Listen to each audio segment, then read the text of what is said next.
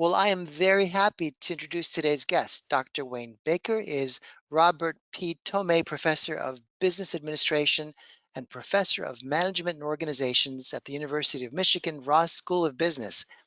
He's also Professor of Sociology at the University of Michigan and Faculty Associate at the Institute for Social Research. He has published a ton of scholarly articles and 4 books. His management and leadership articles appear in such places as the Harvard Business Review and Chief Executive Magazine and Sloan Management Review.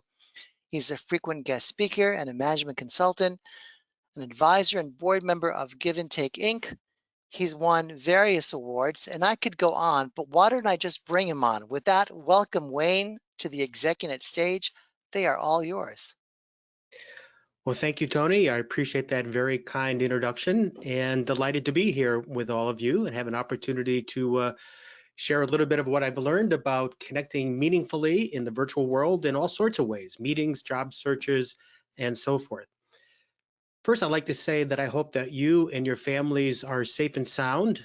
We're in very challenging and difficult times. The world has changed in so many ways, and there's no going back to the way it used to be. One thing we've learned is that it's possible for many of us to work, or in my case, teach remotely, but others have to be on the front line. So there are different challenges for different people. We've also learned that there is unprecedented levels of stress, anxiety, uh, job loss, dislocation, and isolation that also should be addressed. So the new normal, whatever that's going to be, will be a hybrid mix of in-person and virtual. I know in my world of higher education, teaching MBAs, it's going to be some mix of those two things. And my 18-year-old son, who is graduating from high school next week remotely and going to college in the fall, will also be experiencing this hybrid mix of this new normal. So today I want to share with you some tips, some very practical tools, routines, insights, and so forth to help us not just survive, but even thrive in this new world when we have to operate virtually and in a hybrid setting.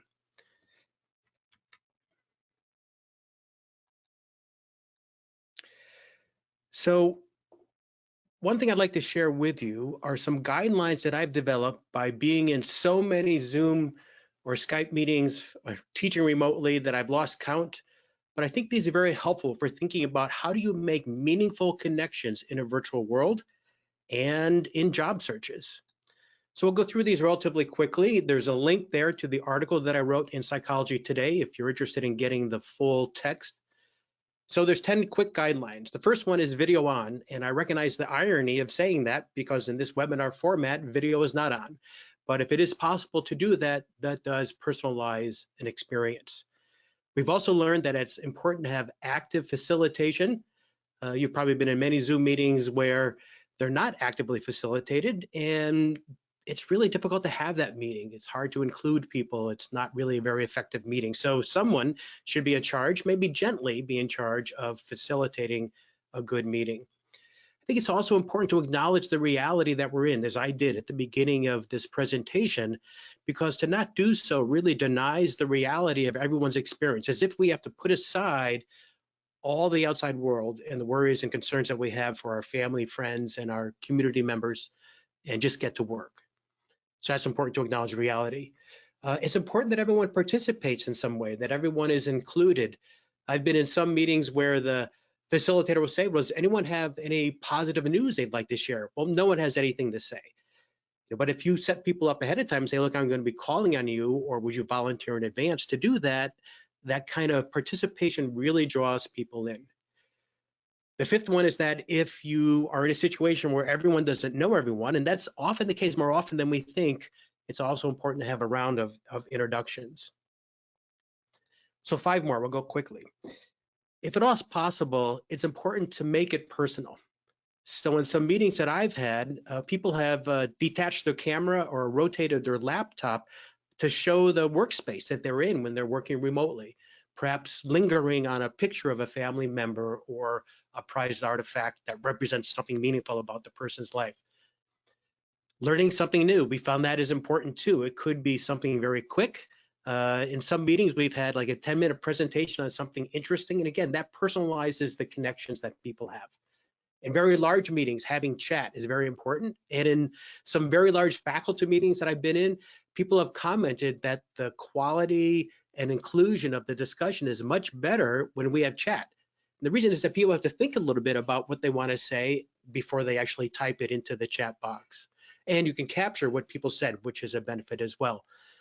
Team practices, I'm going to share a lot of those with you today that we know that work both in a face-to-face situation or in a completely remote or virtual situation. And then again, with all that I shared with you today, you want to experiment. You want to try. You want to see what works for you, how you might have to tweak it or change it in some way to make it work. But I encourage that experimental learning orientation.